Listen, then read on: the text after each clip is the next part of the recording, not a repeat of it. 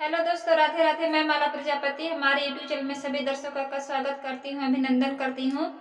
आज मैं एक बहुत ही प्यारा कहराना गीत लेकर आई हूँ। अगर आप सभी को अच्छा लगे तो प्लीज लाइक करना, कमेंट करना और मेरे चैनल को सब्सक्राइब करना।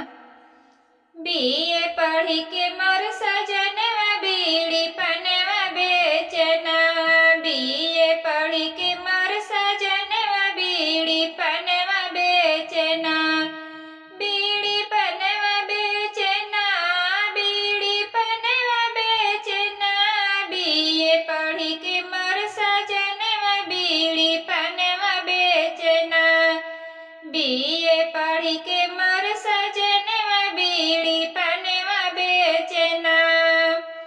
बड़ा अरमान रहा मोर दिल में सैया बनी है दरोगा, बड़ा अरमान रहा मोर दिल में सैया बनी है दरोगा।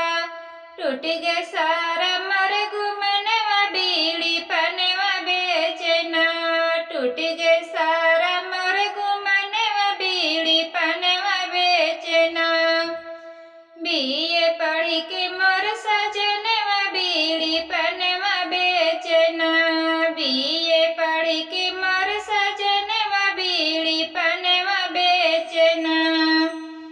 बड़ा अरमान रहा मोर दिल में सैया बनी है डॉक्टर, बड़ा अरमान रहा मोर दिल में सैया बनी है डॉक्टर।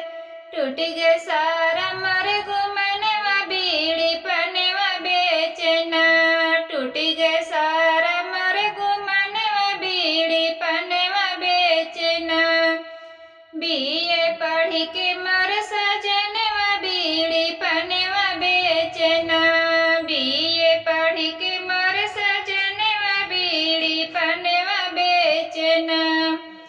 बड़ा अरमान रहा मोर दिल में सैया बनी है इंजीनियर, बड़ा अरमान रहा मोर दिल में सैया बनी है इंजीनियर।